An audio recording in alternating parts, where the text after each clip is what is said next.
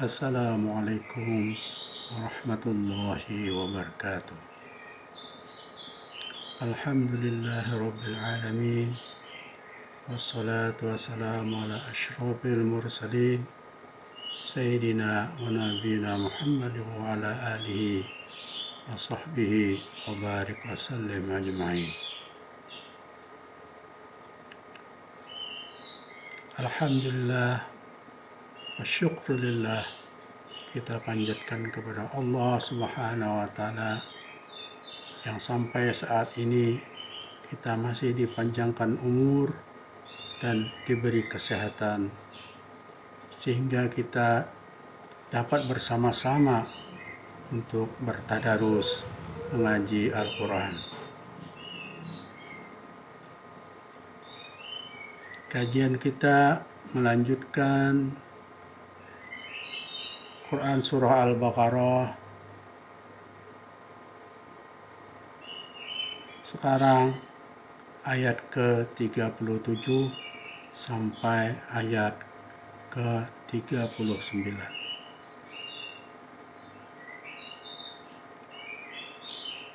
Allah Subhanahu wa Ta'ala senang dan menghendaki agar hamba-hambanya yang berdosa segera bertaubat.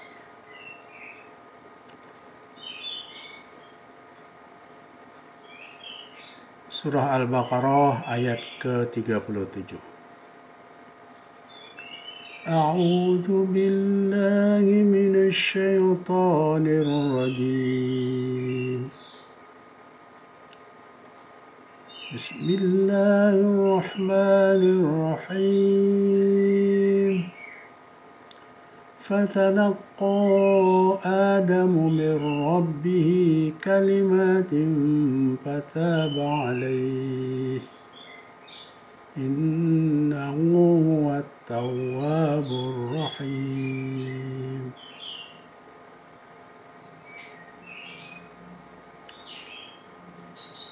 Kemudian Adam menerima beberapa kalimat dari Tuhannya. Maka Allah menerima taubatnya. Sesungguhnya Allah Maha Penerima Taubat lagi Maha Penyayang.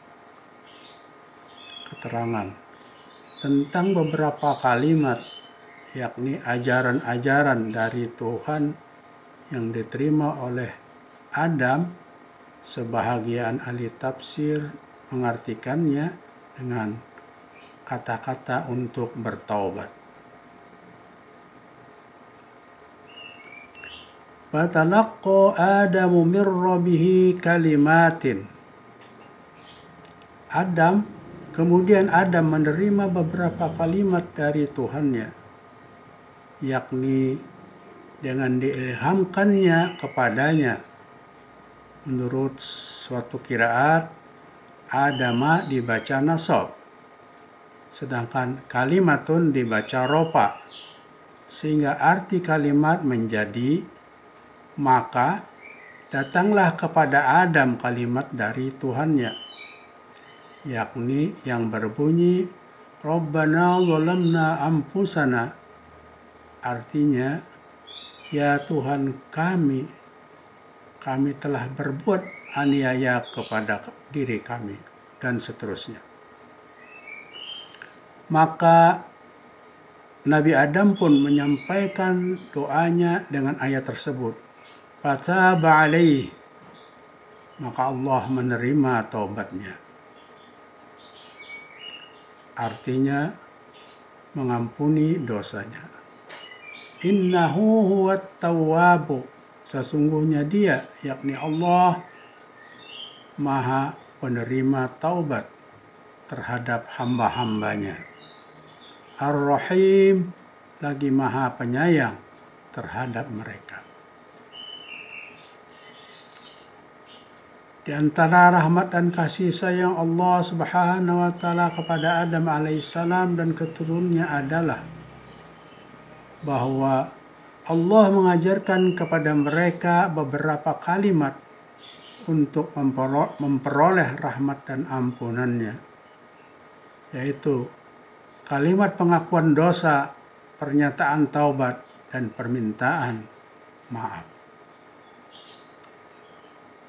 Nah, disinilah terdapat keutamaan istighfar, yakni memohon ampunan. Dan bahwasanya dosa pun terkadang membawa banyak maslahat atau kebaikan besar bagi seseorang hamba bila ia mau bertobat dan kembali kepada Allah yang disertai dengan penyesalan. Bersungguh-sungguh dalam melaksanakan ketaatan, pendekatan diri kepada Allah, ketakwaan, dan juga senantiasa rendah hati terhadap sesama hamba manusia, serta tidak mengulangi perbuatan dosa tersebut.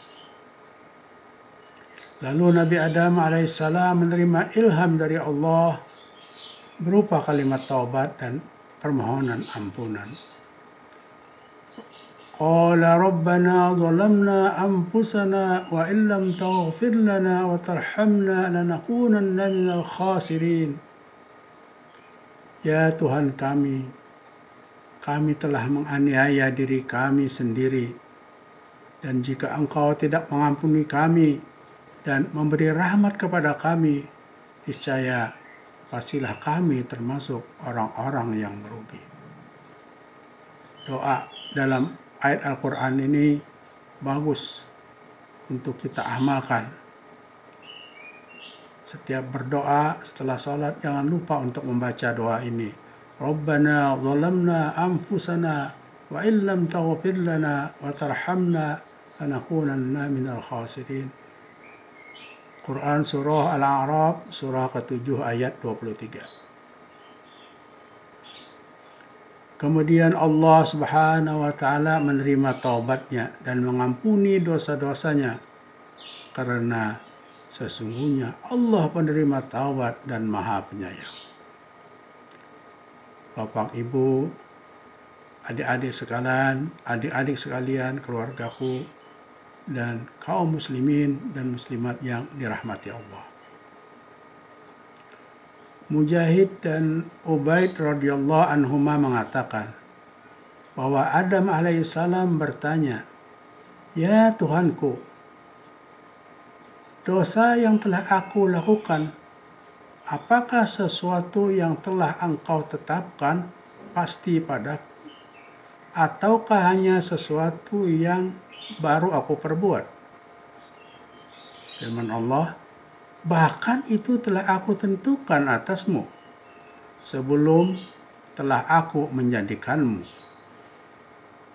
Adam berkata, "Sesungguhnya Tuhan telah menentukannya padaku, maka ampunilah aku."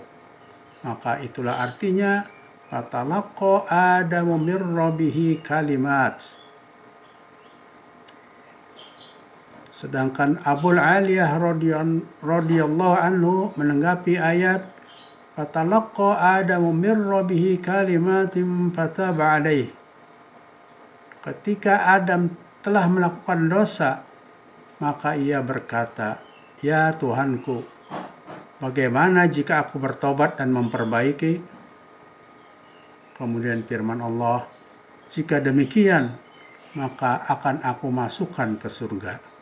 Inilah kalimat yang diterima Adam sehingga diterima taubatnya. Mujahid radhiyallahu anhu berkata,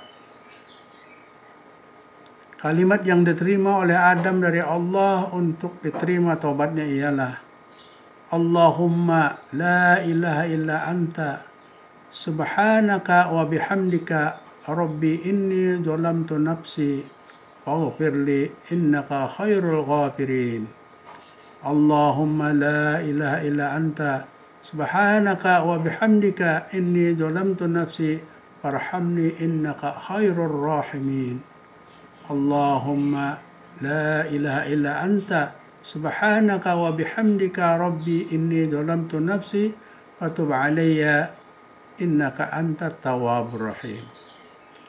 Yang artinya, "Ya Allah, tiada Tuhan kecuali Engkau, Maha Suci Engkau, dan segala puji bagi Engkau.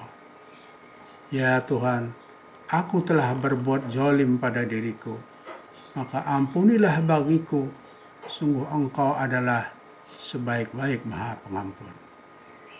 Ya Allah, tiada Tuhan kecuali Engkau, Maha suci Engkau, dan segala puji bagi Engkau. Ya Allah, aku telah berbuat zalim pada diriku, maka kasihanilah aku, sungguh Engkau sebaik-baik pengasih penyayang. Ya Allah, tiada Tuhan kecuali Engkau, Maha suci Engkau, dan segala puji bagi Engkau. Aku telah berbuat zalim pada diriku, maka ampunilah aku, sungguh Engkau Maha penerima taubat dan pengasih. Firman Allah Subhanahu wa taala dalam surah An-Nisa surah keempat ayat 10. Wa may ya'mal su'an aw yadlim nafsahu thumma yastaghfirillah yajidillaha ghafurur rahima, yang artinya, dan barang siapa yang mengerjakan kejahatan dan menganiaya dirinya, kemudian mohon ampun kepada Allah, niscaya ia mendapati Allah Maha Pengampun lagi Maha Penyayang. Perangkaian kata At-Tawwab dengan Ar-Rahim untuk memberi gambaran yang lebih sempurna, karena pengampunan yang dianugerahkan Allah itu tidak terlepas dari rahmat kasih sayangnya. Tanpa kasih sayang itu, bisa saja dia menghukum manusia atas kesalahan yang telah dilakukannya, atau sekadar memperingan hukumnya. Kita lanjutkan ayat ke-38. Qulna bitu minha jami'a wa imma ya'tiyannakum minni hudan faman tabi'a hudaya fala khawfun 'alaihim wa la hum yahzanun. Yang artinya, kami berfirman, turunlah kamu semuanya dari surga itu, kemudian jika datang petunjukku kepadamu, maka barang siapa yang mengikuti petunjukku, niscaya tidak ada kekhawatiran atas mereka, dan tidak pula mereka bersedih hati. Qulna ihbitu minha, kami berfirman, turunlah kalian daripadanya, maksudnya dari surga, jami'an, semuanya. Diulanginya dan dihubungkannya dengan kalimat yang mula-mula tadi, fa imma.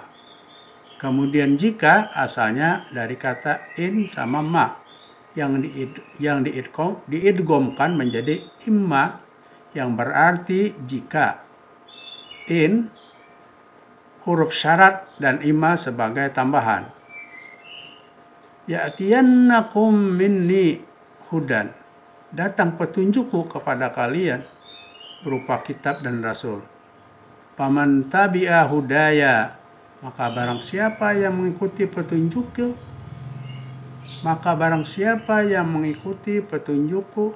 lalu ia beriman kepadaku dan beramal serta taat kepadaku, fala khaufun 'alaihim wala hum yahzanun. Niscaya tidak ada kekhawatiran atas mereka dan tidak pula mereka berduka cita, yakni di akhirat kelak mereka, karena mereka telah masuk surga. Allah Subhanahu wa taala berfirman kepada mereka, turunlah kalian semua dari surga, yakni Adam, Hawa, dan Iblis ketika itu. Dan akan datang kepada kalian serta anak cucu kalian hidayah menuju kebenaran. Barang siapa melaksanakan hidayah itu, niscaya tidak akan khawatir dengan masa depannya dan tidak akan menyesali masa lalunya. Bahkan mereka akan merasakan ketenangan di dunia dan akhirat. tatkala memerintahkan Adam dan Hawa agar meninggalkan surga dan turun ke bumi. Allah menyatakan bahwa Dia tidak akan membiarkan keduanya dan anak keturunan mereka begitu saja. Allah Subhanahu wa taala berjanji akan mengutus para rasul dan menurunkan kitab-kitab kepada mereka. Allah juga menegaskan bahwa barang siapa beriman kepada Allah, mengikuti rasul-rasulnya dan mengikuti petunjuk-petunjuknya, maka ia akan mendapatkan perlindungan dari Allah dan tidak akan merasa takut dari segala sesuatu yang akan dihadapinya di kemudian hari, karena Allah penjaga dan pemeliharanya. Selain itu, ia juga tidak perlu bersedih dengan masa lalunya, karena Allah akan mengampuni dan memaafkannya. Ketahuilah bahwasanya kebahagiaan itu dibangun di atas dua dasar, tidak merasa cemas dan bersedih hati.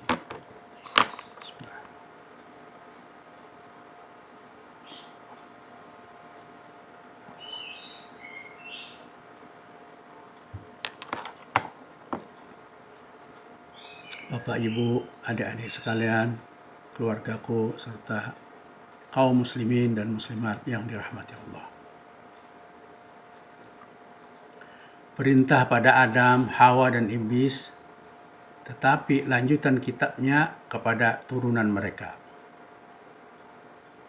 Hudan berarti para nabi dan rasul, juga berarti Al-Quran. Faman tabi'a hudaya, maka barang siapa yang mengikuti apa yang aku turunkan berupa kitab dan yang aku utus dari para rasul, fala khaufun alaihim, maka tiada sesuatu kekhawatiran atas mereka dari apa yang akan mereka hadapi di akhirat, dan mereka pun tidak akan menyesal terhadap apa yang terlepas atau tidak tercapai dari keduniaan. Ayat ini bersamaan dengan ayat 123 sampai 124 surah Toha, yakni surah yang ke-20. Qala bita minha jami'an ba'dukum li ba'din adu, fa imma ya'tiyannakum minni hudan faman ittaba'a hudaya fala yadillu wa la yashqa. Allah berfirman, turunlah kamu berdua dari surga bersama-sama, sebagian kamu menjadi musuh bagi sebagian yang lain. Maka jika datang kepadaku petunjuk daripadamu daripadaku, lalu barang siapa yang mengikuti petunjukku, ia tidak akan sesat dan tidak akan celaka.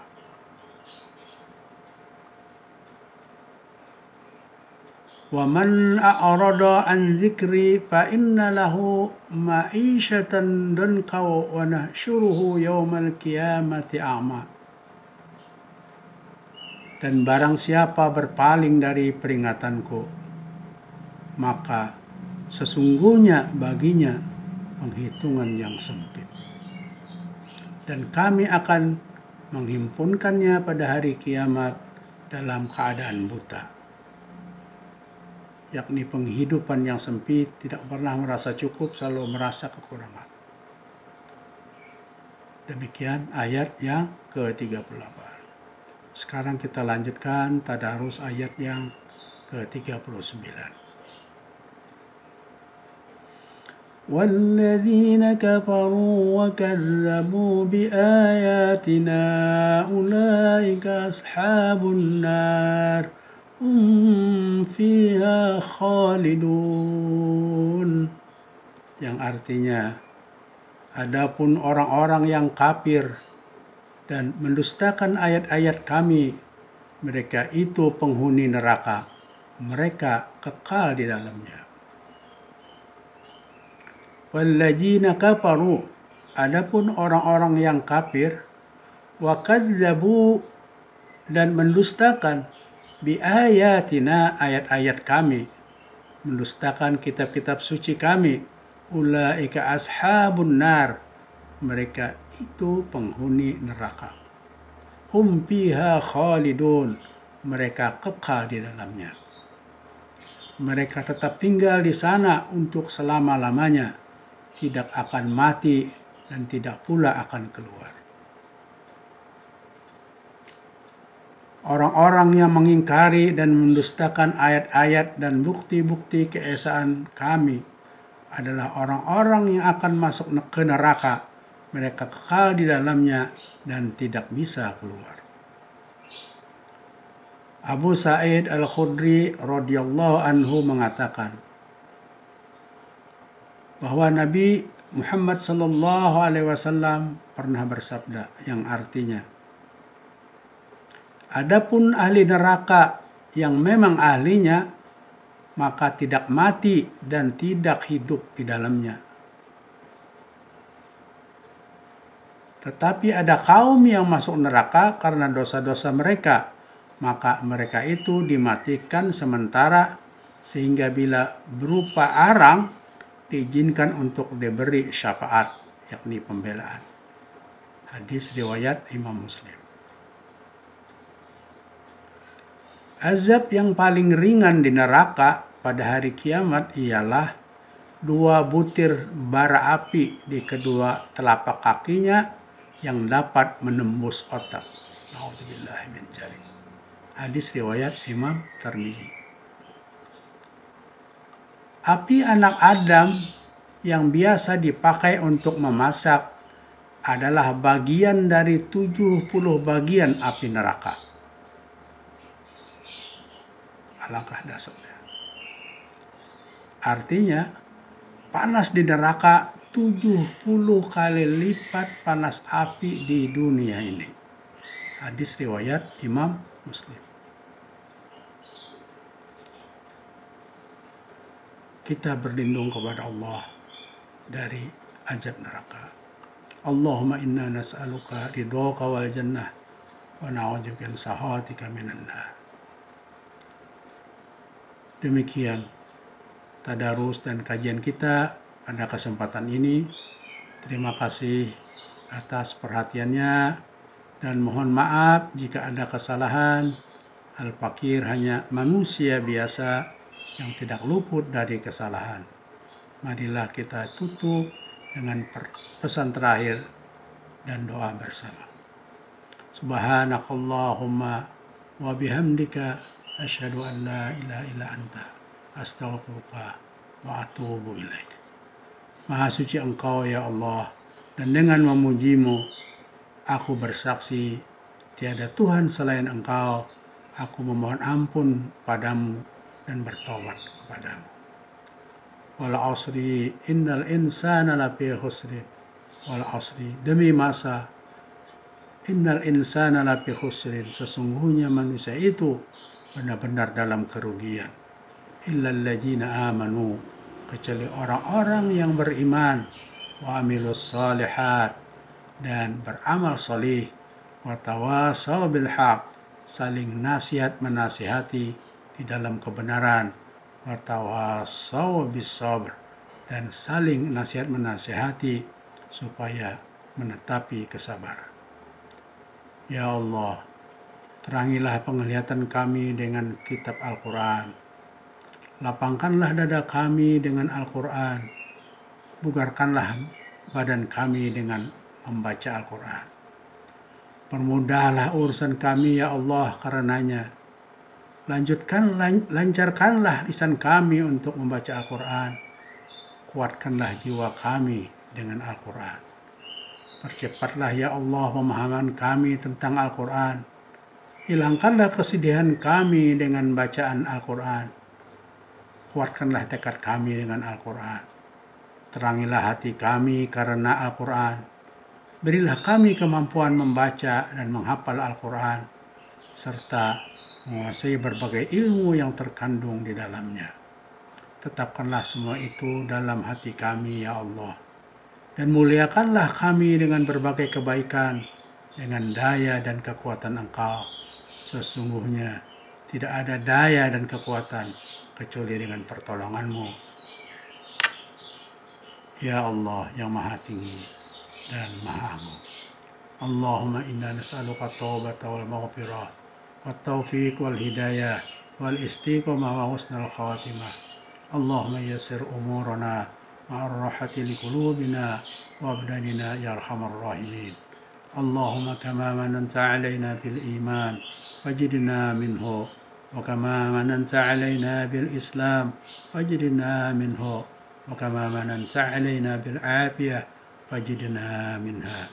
إلهنا تب علينا توبة نصوحا إلهنا تب علينا توبة نصوحا إلهنا تب علينا توبة نصوحا. اللهم يا محول الحول والأحوال حول أحوالنا والمسلمين إلى أحسن الحال. يا كبير يا متعال. اللهم ارزقنا إخلاص في طلب العلم وفي نشره وفي جميع الطاعات برحمتك يا أرحم الراحمين. ربنا آتنا في الدنيا حسنة وفي الآخرة حسنة وقنا عذاب النار.